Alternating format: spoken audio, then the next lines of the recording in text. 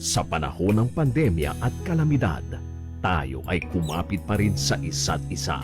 At buong tiwala ninyong ipinakita ang inyong suporta sa serbisyo at paglilingkod namin sa paghahatid ng tamang balita at impormasyon, tulong na galing sa aming puso. Kaya naman, sa latest survey ng Kantar at Nielsen, nangunguna ang mga himpilan ng RMN sa buong bansa. RMN, Number 1 sa Luzon, RMN, Number 1 sa Visayas, RMN, at Number 1 sa Mindanao. radyo ng buong Pilipinas.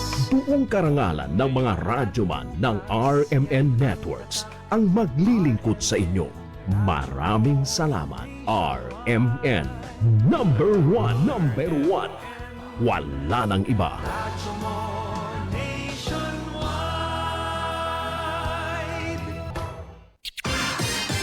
Ito ang DXMY. The Music and News FM station of RMN. Sa Cotabato. 90.9. DXMY. Oras mga kasama sa buong kapuluan, tatak alas 7:43 na po ng umaga. Tatak RMN. RMN News. Diretso Balitang Cotabato. Headlines. RMN News. Diretso Balitang Cotabato. Headlines. Maingay na dagsaan ng mga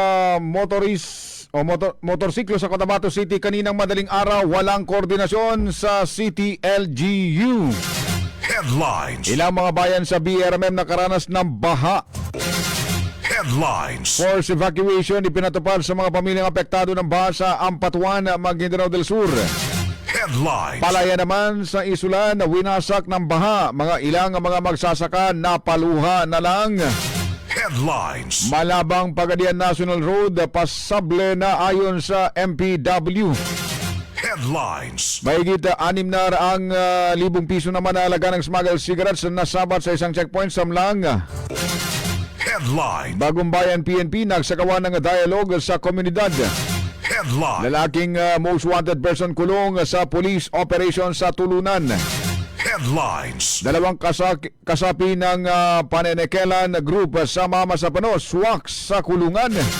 Headline. Mga vulnerable naman na SSS member kabilang sa mga tatanggap ng Uplift program. Headline. Directorate Council meeting ng mga foresters sa Pilipinas ginanap sa Cotabato City, magtagumpay.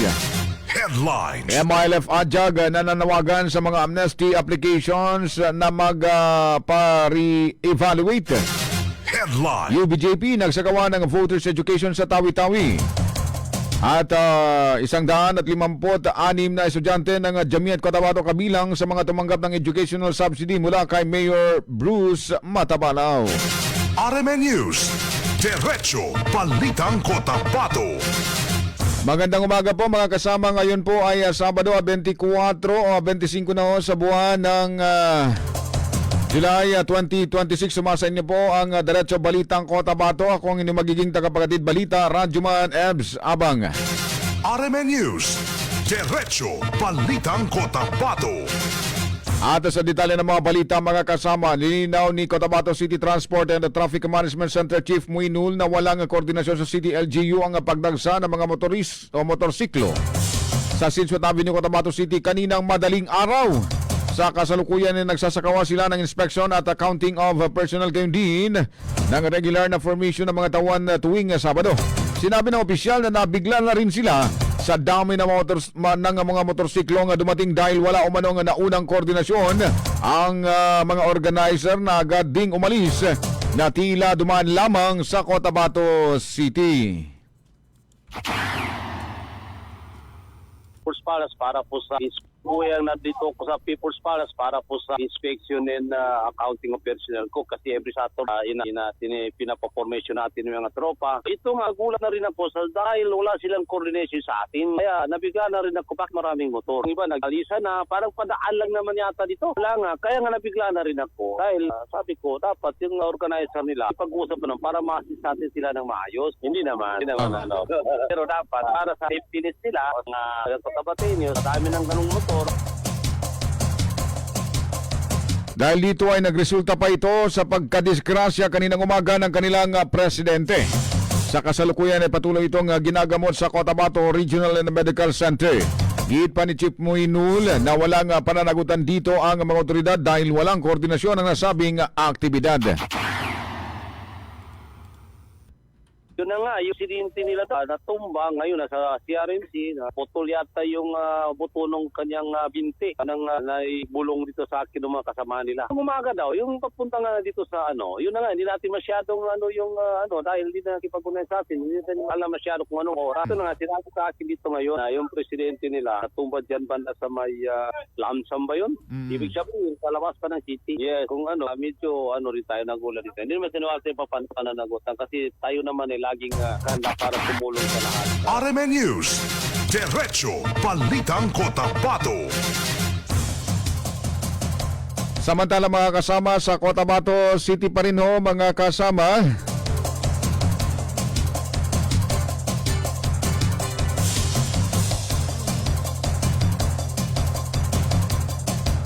Pansamantalang isasara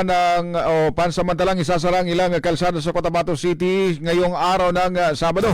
Ayon kay City Transport and Traffic Management Center Chief Muinul, katuwang ng Cotabato City Police Office, sa nasabing pagbabantay at isasara ang porsyon ng Sisot Avenue mula Don Rufino Alonso Street hanggang sa may SK Pendatun Avenue, yan o sa may City Plaza.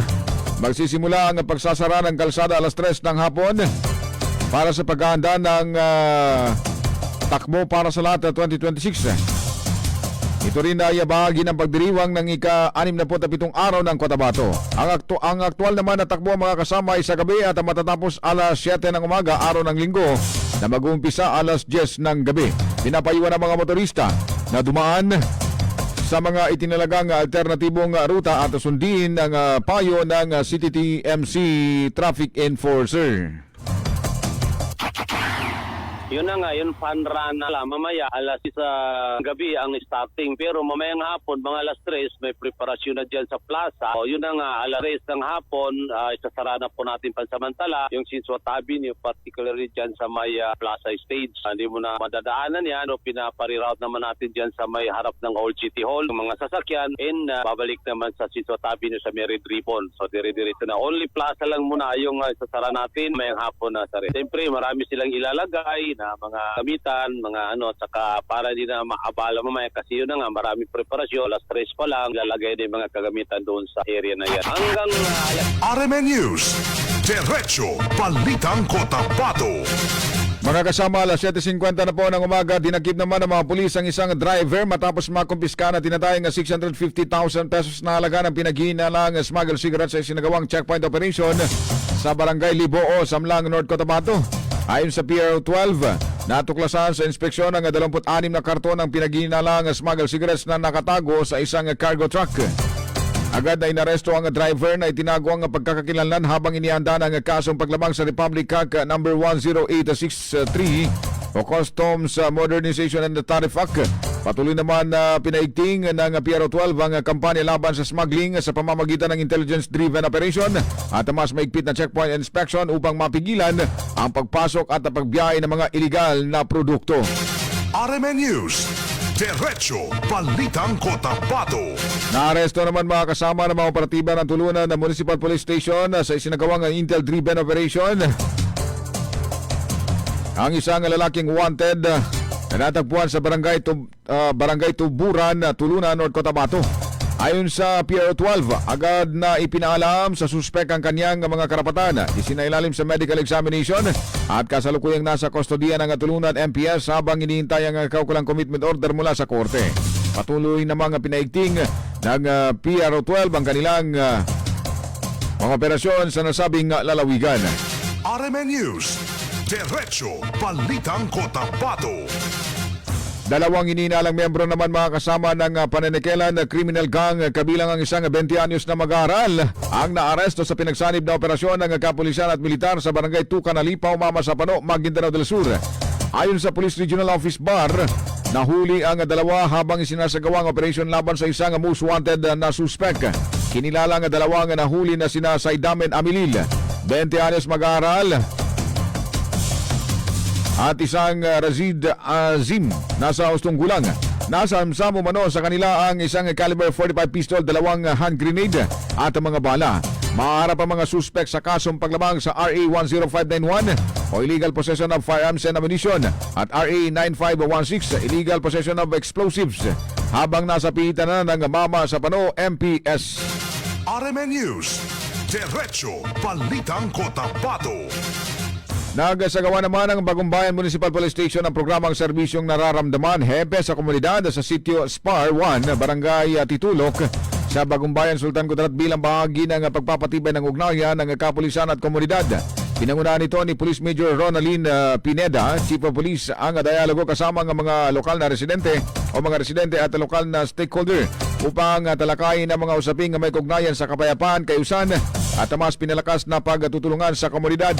Ayon sa Police Regional 12 o Police Regional Office 12, layunin ng programa na mapalalim ang tiwala ng publiko sa kapulisan at hikayatin ang aktibong pakikilahok ng mga mamamayan sa pagpapanatili ng ligtas at mapayapang pamayanan. RMN News, Diretso Balitang Cotabato.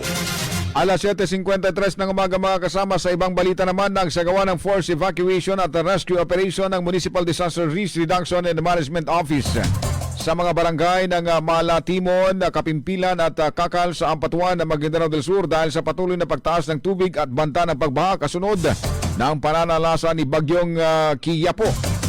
Isinagawa ang operasyon sa pagkikipagtulungan ng Philippine National Police, Philippine Army at Bureau of Fire Protection upang mailikas ang mga residente nga nasa mga lugar na itinuturing na mataas ang panganib. Patuloy namang inikayat ng lokal na pamahalaan ng mga nakatira sa mga mababang lugar at flood-prone areas na makipagtulungan sa mga otoridad at agad na sumunod sa mga evacuation advisory para sa kanilang kaligtasan. RMN News, Diretso Balitang Cotabato. Samantala mga kasama, mangyak-iyak ang isang magsasaka sa Barangay Bambad sa Isulan, Sultan Kudarat matapos malubog sa baha ang kanyang malawak na taniman ng palay ng ilang linggo na lamang sana ay aanihin na. Makikita sa upload video ni Remsa Linda ang hektaryang palayan na napinsala matapos umapaw ang tubig mula sa kalapit na daig kadailan upang matabunan at masira ang mga pananim. Patuloy naman ang panawagan ng mga kinaukulan sa mga residente sa mga mababang lugar na mag-ingat at makinig sa mga abiso ng lokal na pamahalaan habang nagpapatuloy ang pag-ulan. Matinding kalungkot at panghinayang naranasan ngayon ng mga magsasakang naapektuhan dahil sa sama ng panahon. RMN News, Diretso Balitang Cotabato. Alas 7:53 na po ng umaga mga kasama ng ating pong oras. Tatak RMN. This time check is brought to you by Nescafe Classic. Mag-Nescafe Classic araw-araw. 100% puro at natural. Pinakamasarap na black coffee. That time check is brought to you by Centrum Silver Advance. May nutrients adjusted for age 50 plus. Tulong para malakas ang resistensya, healthy heart, and sharp memory. The #1 multivitamins for age 50 plus.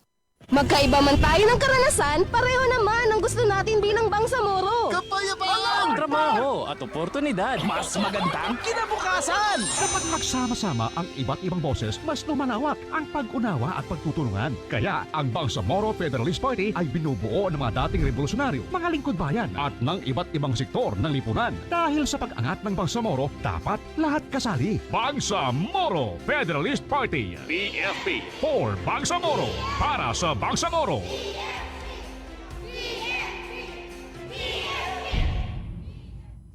Radyo mo nationwide. 7:56 ng umaga mga kasama. RMN News. Diretso Balitang Cotabato. Maaari nang dumaan ang lahat ng uri ng sasakyan sa Malabang Pagadian National Road matapos itong ideklarang pasable ayon sa inilabas na travel advisory ng Ministry of Public Works o MPW BARM.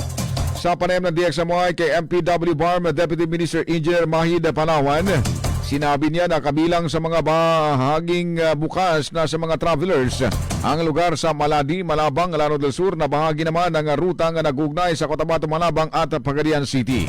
Sa kabilang nito, ani Engineer Palawan ay pinapayuhan pa rin ang mga motorista na maingat sa pagbiyahe at patuloy na subaybayan ng mga opisyal na travel advisory para sa pinakabagong impormasyon. Gayunpaman patuloy ang pagresponde ng mga otoridad sa nasabing sakuna alang-alang sa kapakanan ng mga biyahero. Medyo lang dito itong sa may Balabagan kasi once na malakas naman yung ulan, merong baha. So naman ito, ma-wash out yung mga gravel dito bridge na yun. Kung doon naman sa Malabang, tapos yung sa Kamitan Bridge, all vehicles, light and heavy natin, ship loading, makadaan na po sila kasi nilagyan nila na RMN News. Diretso Balitang Cotabato. Inatasan din ng mga kasama ng Ministry of Public Works, MPW BARM ang lahat ng mga district engineering sa BARM na patuloy nilang i-monitor ang mga lugar na sakop na mga ito upang matugunan ang mga suliranin na dulot ng iba't ibang sakunang dumarating.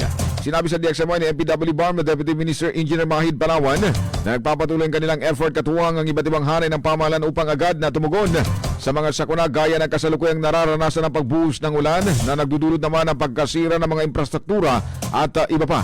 Anya mahalaga lang maging alerto ang bawat LGU lalo't hindi kailangan malalaman kung anong oras at saang lugar tatama ang isang kalamidad. Sa kabila ng pananalasa ni Tropical Depression na Quiapo ay wala pa naman silang natatanggap na report sa kung may nasawi o nasaktan sa mga apektadong lugar sa Bangsamoro Region. Ganitong natural calamity po.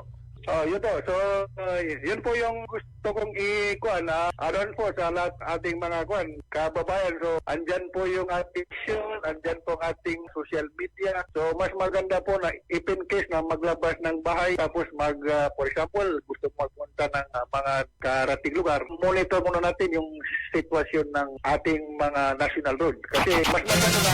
RMN News. Diretso Balitang Cotabato.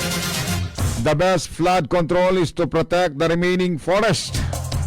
Ito mga kasamang sagot ni Maguindanao del Sur Board Member Forester Kahalket Dagas sa kung paano masolusyonan ang bahang nararanasan sa lugar sa Bangsamoro Region. Anya bunga ito na masyadong kapabayan di umano sa mga kagubatan sa iba't ibang lugar bunsod ng mga aktibidad na may kaugnayan sa pamumutol ng mga ito at kawalan ng reforestation. Naniniwala siya na kung mabigyan ng mas komprehensibong information drive, kalakip ng mandatoryong pagpapatigil ng pamamumutol ng kahoy at pagbibigay daan sa pagtatanim ng mga bagong puno ay malalampasan pa ang ganitong uri ng epekto ng climate change. Isa lang ang sagot, the best flood control is to protect the remaining forest. Yan ang sagot ko dyan. Dahil napabayaan na natin yung natamaan ng dating mga loggers. So, nung dati natin mga loggers, napabayaan na dahil wala nang logging operation dito sa autonomous region. So, nung napabayaan natin, wala nang nagtatanim dahil wala nang Sa Maguindanao del Sur Provincial Government ay may mga ipinapasang ordinansa at codes na magiging batayan sa pagtugon sa pagbabago ng klima. Ilan sa mga ito ang pagsasagawa ng nursery para sa publiko sa kaisasagawang reforestation. Ilan sa pinaka-suggestion ng mga opisyal ang pagtatanim ng kawayan na malaking tulong sa pagpigil sa lumalaganap na tubig baha.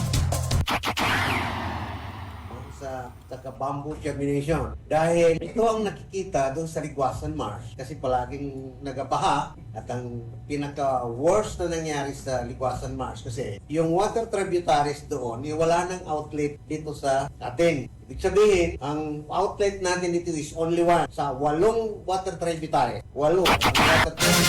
RMN News, Diretso Balitang Cotabato.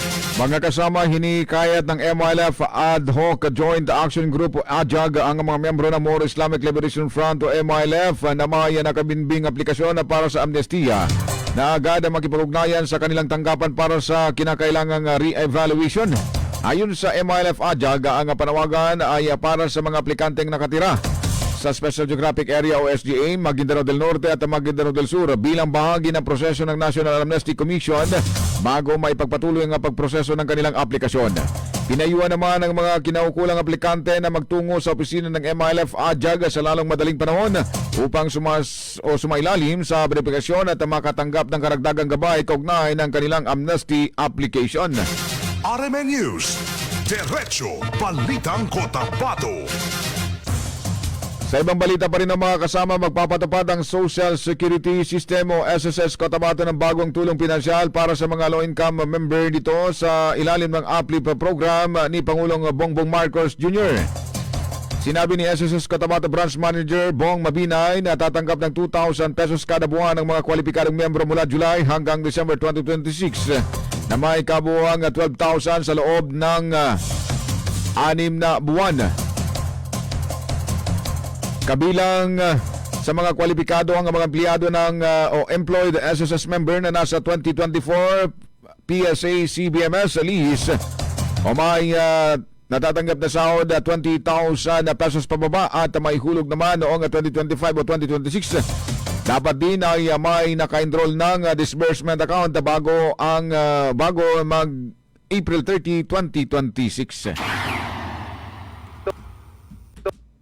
Grupo, no, ang SSS po ay napabilang sa Group 3 na kung saan inaasahan po na mayroon tayong 1.5 million SSS members ang magkakaroon ng benepisyo or ayuda para sa mga employee po ito. Pinapaliwanag po namin na po kasali dito yung mga self-employed or voluntary members para po ito sa may mga employer. Actually, meron po tayong guidelines na sinusunod. Unang-una, dapat included sa PSA data as of 2020 ng kanilang community-based monitoring system at dapat ang member po ng SSS na ito is at least 20,000 below monthly salary. At pangatlo po is naka-enroll po siya sa SSS Disbursement Allotment Enrollment. RMN News. Diretso Balitang Cotabato. Bilang panguling balita mga kasama, tumanggap ang Jamiat Cotabato and Institute of Technology Incorporated ng 1,325,000 pesos na educational subsidy mula sa Cotabato City LGU sa sinagawang ceremonial turnover sa People's Palace Lobby. Ang tulong pinansyal ay direktang mapapakinabangan ng 156 na college students ng paaralan na residente ng Cotabato City. Sa pamumuno ni Jamiat President Saad Sindatok, tinanggap ni na Assistant Vice President for Academic Affairs by Halima Abang at BSIT Program Head by Shaira Mangulamas ang simbolikong cheque sa ngalan ng institusyon. Ayon sa pamunuan ng paaralan, malaking tulong ang educational subsidy upang maipagpatuloy ng mga estudyante ang kanilang pag-aaral. Nagpasalamat din ang institusyon kay Cotabato City Mayor Bruce Matabalaw at sa buong pamahalang lungsod ng Cotabato sa patuloy na suporta para maging mas abot kamay ang edukasyon para sa mga mag-aaral. Radyo mo nationwide.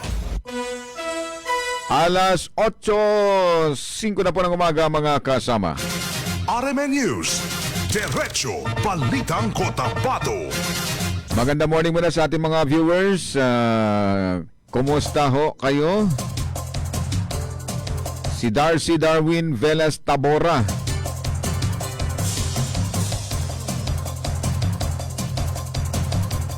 Barin ng text dito, mga reporters sa Cotabato may katulad waistline. Ibig sabihin, sakto kumain, dili pagaba. Ba? Mga text man ito. Meron pa dito, sabi niya, si Darcy Darwin Velez Tabora, sakto polis, saktong batas, hindi katulad ng Cebu, may mga bato, drug lords kakol. Noon sa kakol. May buntag di akol. Morning din po kay Norma Samadalan, kay Alan Sanday Damba. Good morning Sir Ebs from Tenorio D. West. Si Vihar Damahon, good morning Idol. Ebs watching from my AWAR UNDSS office. RH 7, Cotabato City, Sukran. Apuan sir. Sino pa ba? Si Bymems. Good morning din. Magandang umaga rin kay Kagawad Romeo Fernandez Culiado at sa BLGU na ng RH11 kay Chairman Joarto Binangon. Good morning.